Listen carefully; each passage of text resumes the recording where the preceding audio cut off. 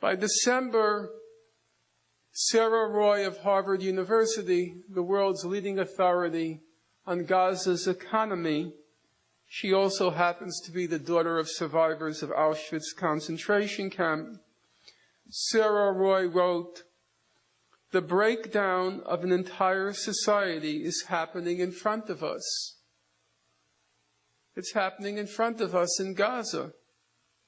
But there is little international response beyond UN warnings, which are ignored. And now the people of Gaza, Hamas, was confronted with two stark options. One, it could acquiesce, succumb to its gradual starvation. Or the second option was to resist. Hamas chose to resist, although the resistance was largely symbolic. The former Israeli commander in Gaza, his name is Shmuel Zakai, the former Israeli commander in Gaza, he said, speaking to the Israelis, "You cannot just land blows, leave the Palestinians in Gaza in the economic distress they're in, and expect that Hamas will just sit around and do nothing." In the midst of the invasion, the Hamas leader, Khalid Mashal, he said, "Our modest homemade rockets are our cry of protest to the world." Our modest homemade rockets are our cry of protest to the world. What were those rocket attacks, if not a message to an indifferent world? SOS, we're dying. SOS, we're dying. It's easy enough to condemn Hamas for the rocket attacks, but then, in my opinion, you have to show what was their other option. If you can't demonstrate that they had another option, but you're telling them to not fire the rockets, you're in effect saying that the people of Gaza had a legal and moral obligation to just lie still and die. In any event, on December 27th, 2008, Israel invaded Gaza, and 22 days later, the attack, or the formal attack, ended. What happened in Gaza during those 22 days?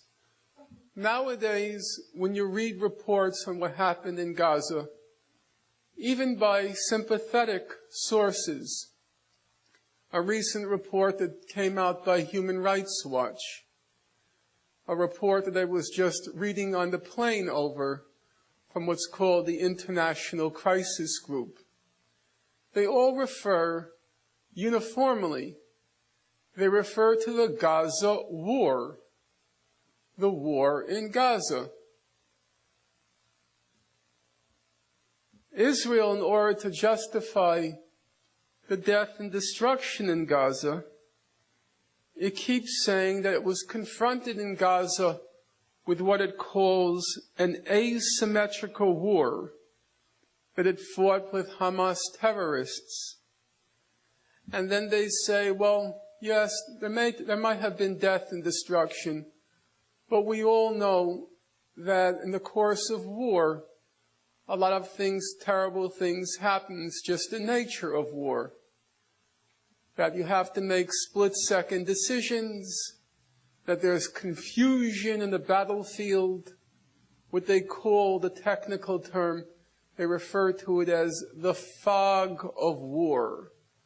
That everything is a little bit misty, so you don't know quite what's going on.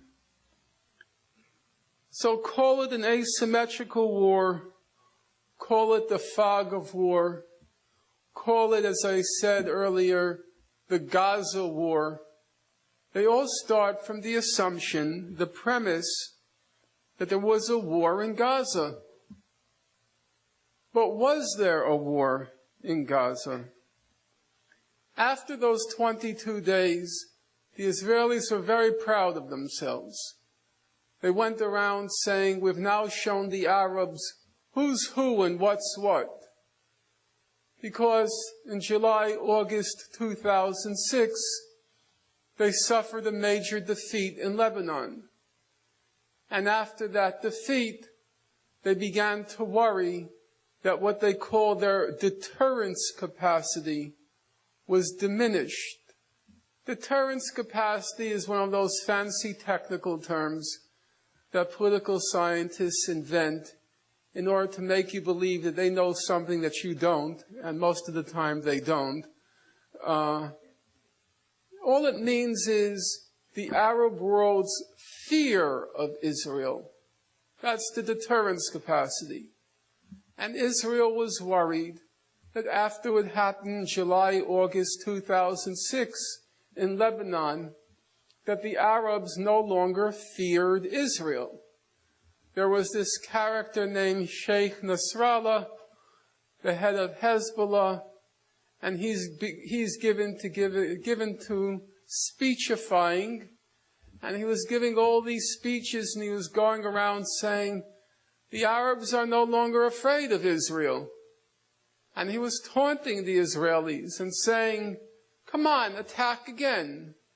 If you attack again, we'll defeat you again. And this was very troubling to the Israelis. But after Gaza, they went around boasting, well, now we have shown the Arabs that we're still a fighting force. We have erased the memory of the Lebanon war because we won the war in Gaza.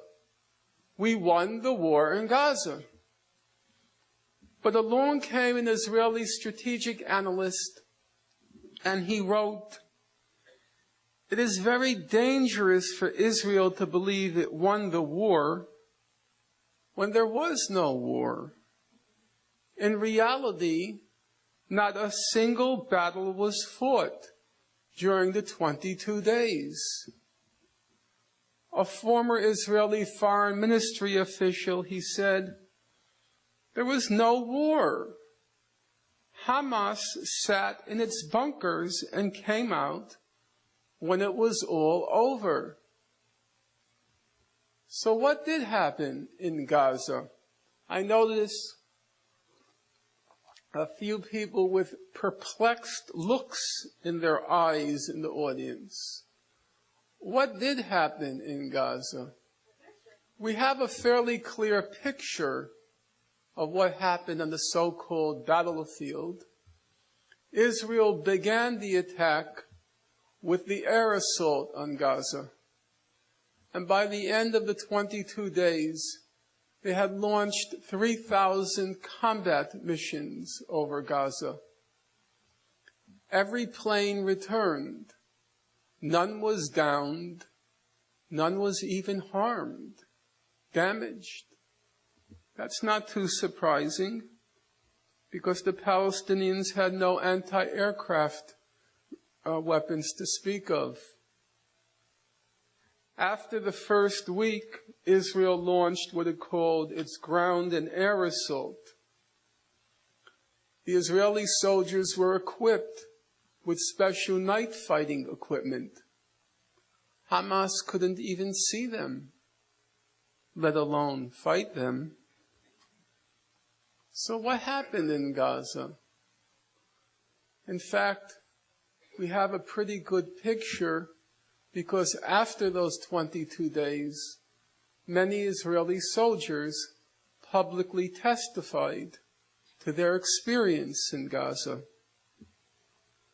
Here's what they had to say.